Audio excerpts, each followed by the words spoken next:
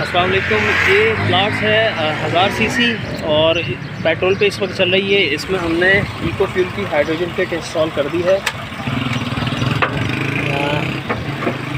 Installation complete हो चुकी है। HHO किट या हाइड्रोजन किट इंस्टॉल क्यों करवाते हैं लोग या क्यों करते हैं, इसका क्या बेनिफिट है, अगर ये आप लगवा लेते हैं तो इससे आपको क्या फ़ायदा हासिल होगा। ये D40 मारा था तो जल रहा, उसका स्मेल है, ठीक है जी।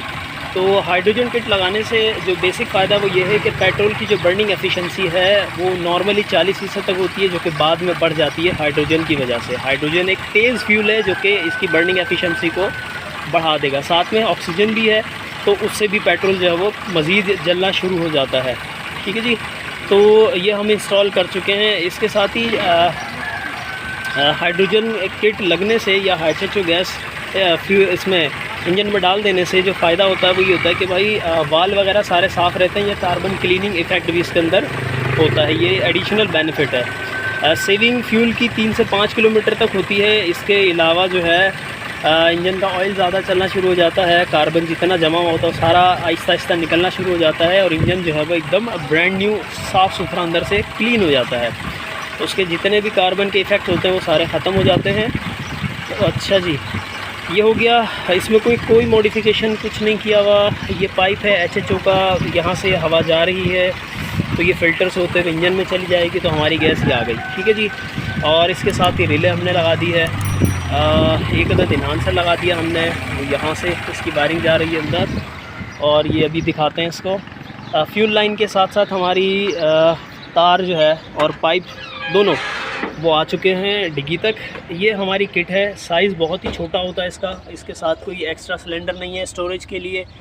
ये गैस बनती है, इस्तेमाल हो जाती है, स्टोरेज नहीं होता किसी किस्म का। कम्प्लीटली सेफ़ है ये पेट्रोल से और CNG से, ठीक है जी।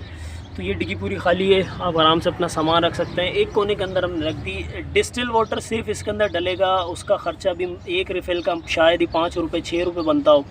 और जो सेविंग है वो 3 से 5 किलोमीटर पर लीटर आपको सेव हो जाता है फ्यूल, ठीक है जी। तो सेविंग बहुत ज़्यादा है एज़ कम्पेयर टू इसके रिफ़िल कॉस्ट के। वन टाइम कॉस्ट है, इंस्टॉलमेंट दैट्स इट। इंस्टॉल किया और उसके बाद आपने जो है वो इसके अंदर सिर्फ डिस्टिल वाटर डालना है, जो कि बहुत ही चीप पड़ता है। इसमें पानी डलेगा, इसका लेवल दिया हुआ है। यहाँ पानी डलेगा बबलर में, इसका भी लेवल दिया हुआ है। और 150-200 ml डलता है, तकरीबन 300 साढ़े 300 किलोमीटर गर्मियों में चलाने के बाद। सर्दियों में इतना ही चला लें तो शायद 50 ml डले बस। अच्छा जी, और यहाँ आ जाएँ तो हमने भी स्टार्ट किया है। कार्बन काफ़ी सारा है तो पानी काला आएगा, कार्बन सारा निकलता जाएगा आहिस्ता आहिस्ता। कैटालिटिक कन्वर्टर जो है वो साफ़ हो जाएगा इससे। और स्मेल जो है वो बहुत हद तक कम हो गई है, क्योंकि पेट्रोल जब सारा जल जाएगा तो पीछे नॉक्स की जो स्मेल है वो नहीं आएगी, धुआं कम हो जाएगा और इंजन जो है वो पूरा का पूरा क्लीन रहेगा। तो ये इन्वायरमेंट के लिए भी बेहतर है, आपकी गाड़ी के इंजन के लिए भी बेहतर है और आपके फ्यूल इकोनॉमी उसको भी बेहतर कर देता है। साथ ही बात कर लेते हैं इन्हांसर की, जो कि हमने यहाँ ड्राइवर के पास रख दिया है। एडजस्टमेंट इसकी हम अभी चलते हुए कर लेंगे। अभी हमने सिर्फ आइडल पे इसको सेट किया है, वाइब्रेट नहीं कर रही गाड़ी पहले जैसी है, तो हमने वहाँ उसको रोक दिया।